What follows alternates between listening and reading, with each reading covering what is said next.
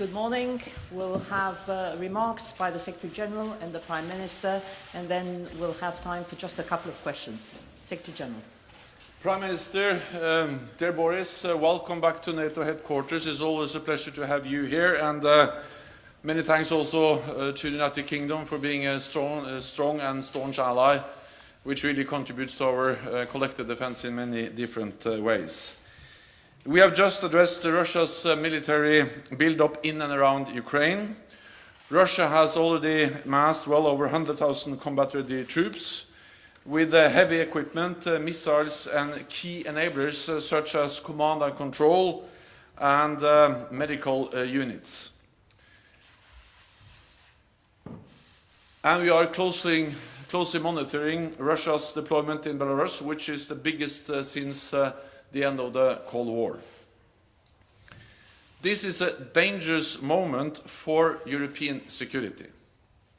The number of Russian forces is going up. The warning time for a possible attack is going down. NATO is not a threat to Russia, but we must be prepared for the worst, while remaining strongly committed to finding a political solution. The UK is playing a leading role, delivering both militarily and diplomatically. I welcome your offer of more troops, ships and planes to NATO. And the additional troops that you are deploying to Poland showed Allied solidarity in action. The UK leads NATO's battle group in Estonia. You contribute to NATO's air policing, and the aircraft carrier HMS Prince of Wales leads NATO's Maritime High Readiness Force. All of this sends a clear message that we will defend and protect all allies. We also have active diplomacy right across the alliance, with NATO leaders working to get Russia to de-escalate. I welcome your support to Ukraine, as well as your recent contact with President Putin and the visit of Foreign Secretary Truss to Moscow today. This morning, I have sent a letter to Foreign Minister Lavrov, reiterating my invitation to Russia to continue our dialogue in a series of meetings in the NATO-Russia Council to find a diplomatic way forward. We are prepared to listen to Russia's concerns and ready to discuss ways to uphold and strengthen the fundamental principles of European security that we all have signed up to.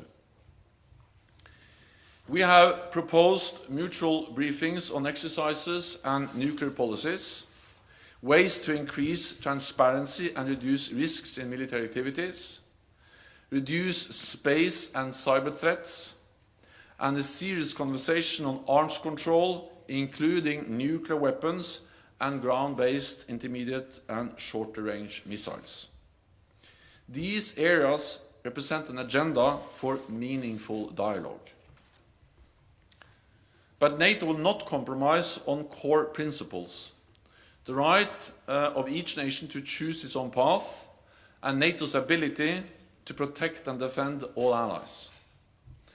Next week, NATO defense ministers will assess options for further strengthening Allied security. This includes the possibility of additional battle groups in the southeastern part of our alliance.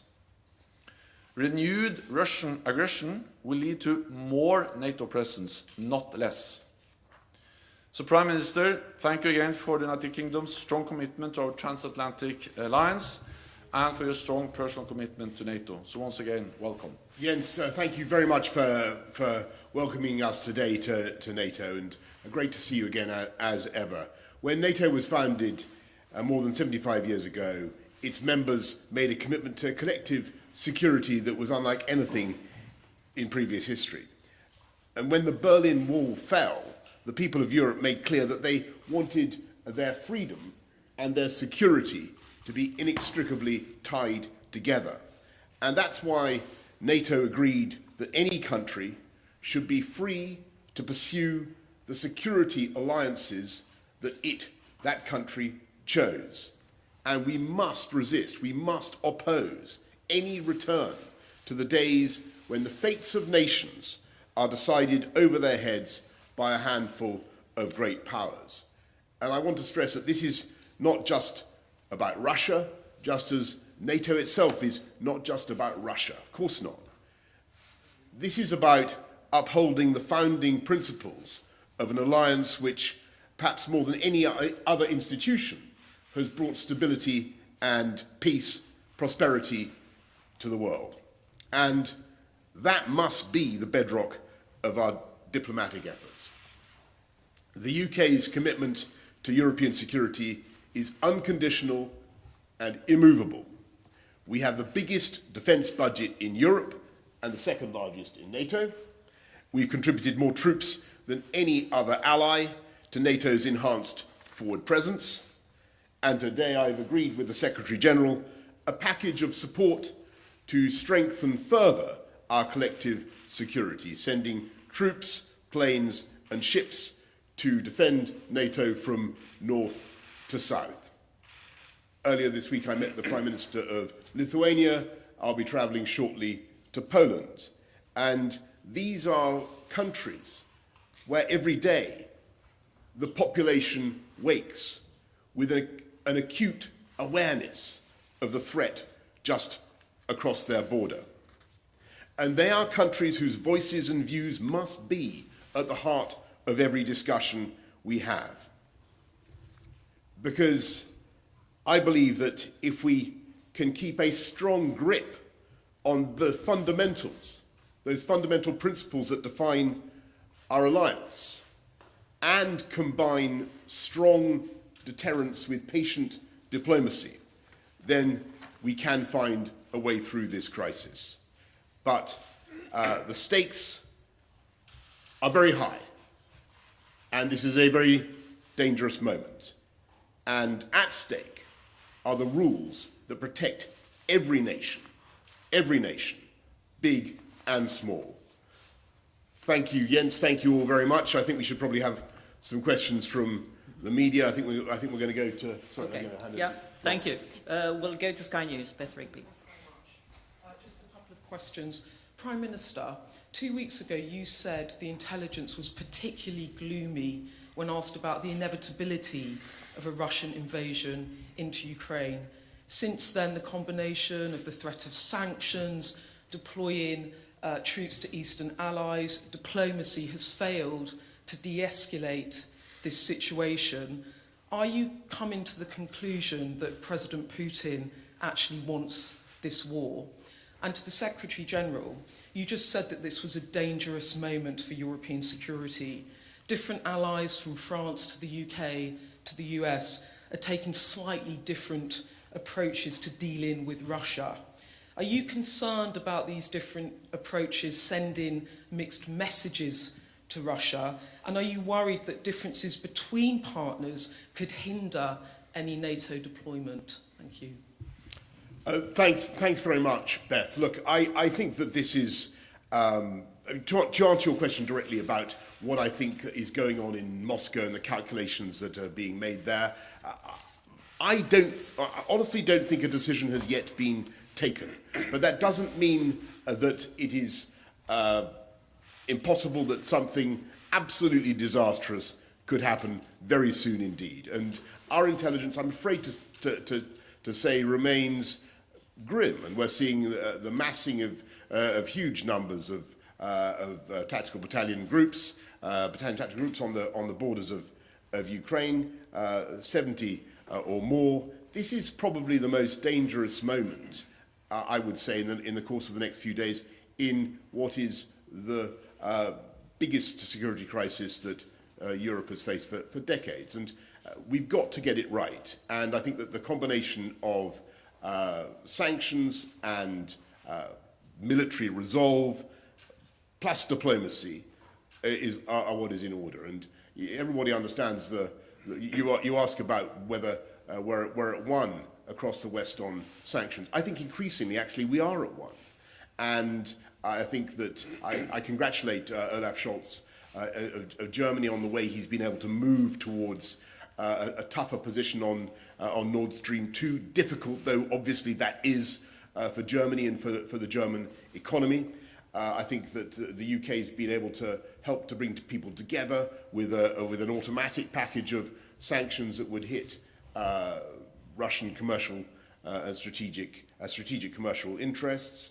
The tougher those sanctions are, the more automatic they are, the more chance we have of deterring what I think would be an irrational response. But what we're also doing is ensuring that we have we engage the Russians' attention, we occupy their bandwidth, and we get ready all over the eastern frontier of NATO. And that's why Jens was kind enough to mention all the things that we're doing. We're supporting Operation Cold Response up in the north, in the Norway area, with the HMS Prince of Wales, 16 Air Assault Brigade. In Estonia, we're doubling the presence at Tapa, the enhanced forward presence at Tapa. In Poland, we're adding, where I'll be going shortly, we're adding another 350 troops from 4-5 Commando. We're doing air policing in Romania, increasing the number of Typhoons that we're deploying out of Cyprus by a squadron of Typhoons, and we're sending ships to the Eastern Mediterranean and the Black Sea, an OPV and a Type 45.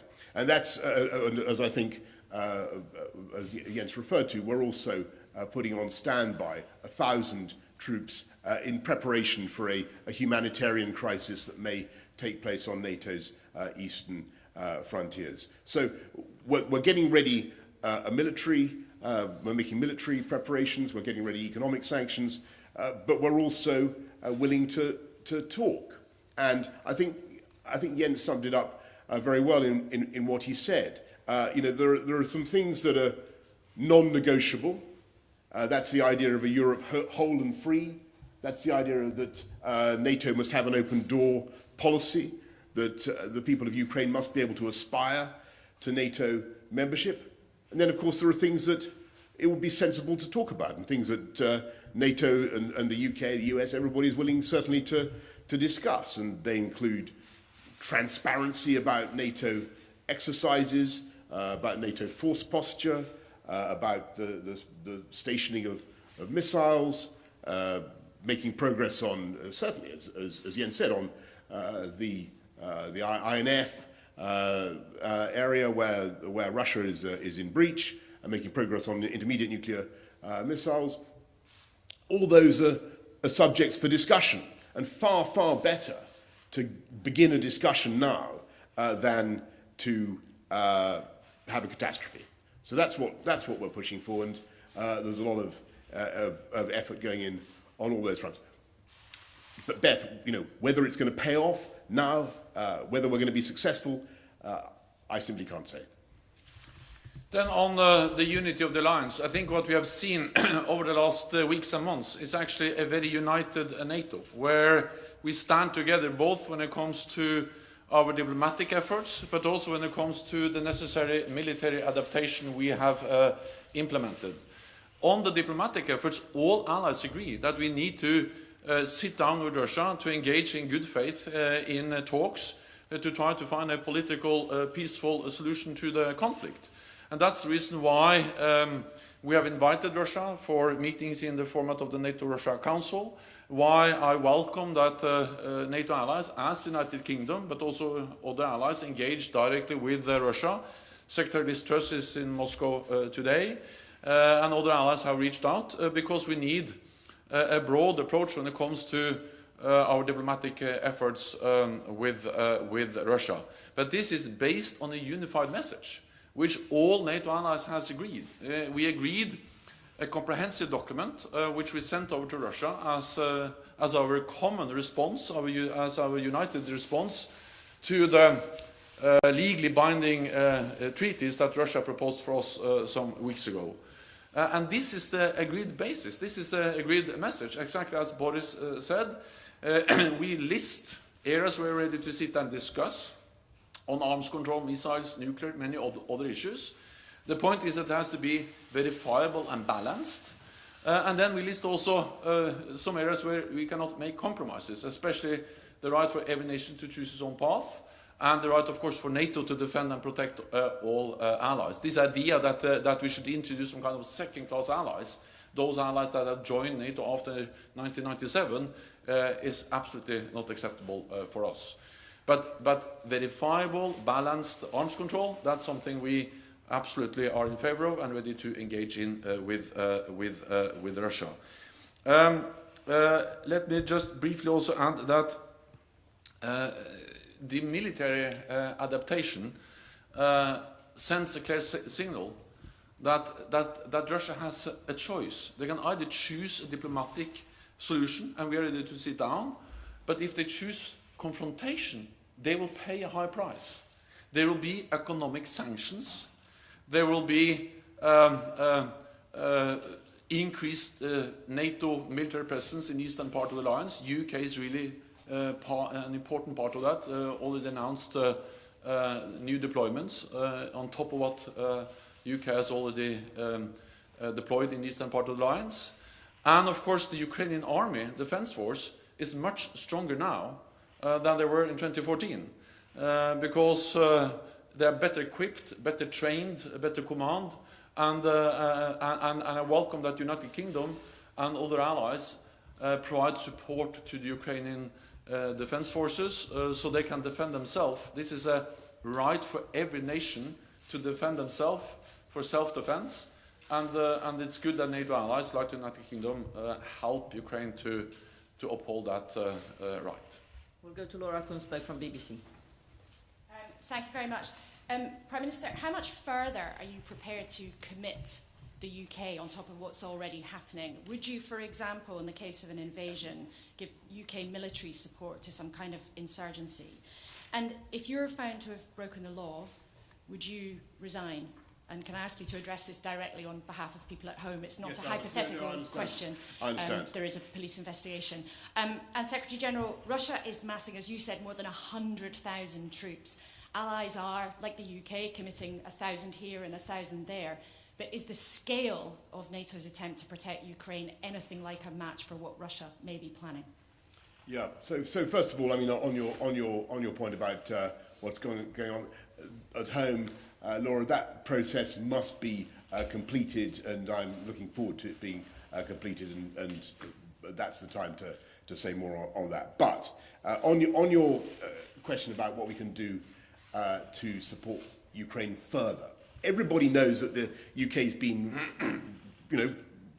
forward-leaning, out in front in offering support to the Ukrainian military. And Jens is right in what he says, that the Ukrainian army is now very large, probably 200,000, probably 150,000 reservists, and it's my judgment, I think it's certainly the judgment of NATO, that they will fight and they will resist very, very strongly. And they've been helped in their preparations for something as catastrophic as this, with a lot of training from the UK. Operation Orbital, as you know, has been going on since 2014. We trained 22,000 Ukrainian soldiers. We're now, in the last 2 or 3 months, we've sent some anti-tank weaponry, the NLAWs, as you know, 2,000 of them. We will consider what more we can conceivably offer. But I have to tell you that the Ukrainians are well prepared. There are things that we've offered that they, in fact, don't seem to need, because they think that they have them in enough numbers already. So it's possible. I don't want to rule this out, but at the moment we think that the package is the right one. But I just want to stress that it would be an absolute disaster if it were to come to that, and if there would be serious bloodshed on Ukrainian soil. And I know that people in Russia must be thinking about this too. And I know that in the Kremlin and across Russia, they must be wondering whether it is really sensible to expend the blood of Russian soldiers in a war that I think would be catastrophic, and also pointless, tragic, and vastly economically costly to Russia. And all I would say is that this is the moment now to think of another way forward. And President Putin talks about the indivisibility of security across the European continent, by which he means that Russia can't be threatened by anything that NATO does. Well, look, I want to stress, NATO is not a threatening, intimidating, or aggressive alliance. That is not what NATO does. NATO has kept the peace in our continent for so long and achieved so much by being a defensive alliance. That's what NATO does. And you can't promote the indivisibility of peace in the European landmass by putting 130,000 troops on the borders of Ukraine. So I think there's an opportunity to talk on all the subjects that Jens just described. I think it's a very good opportunity for us to put our heads together and try to find ways of reassuring Russia without compromising those fundamental principles of NATO's open door policy. I think there is a way through, but it must also be accompanied by a de-escalation from Russia and a withdrawal of the threats that we're currently seeing. So I think it's time to de-escalate and to talk.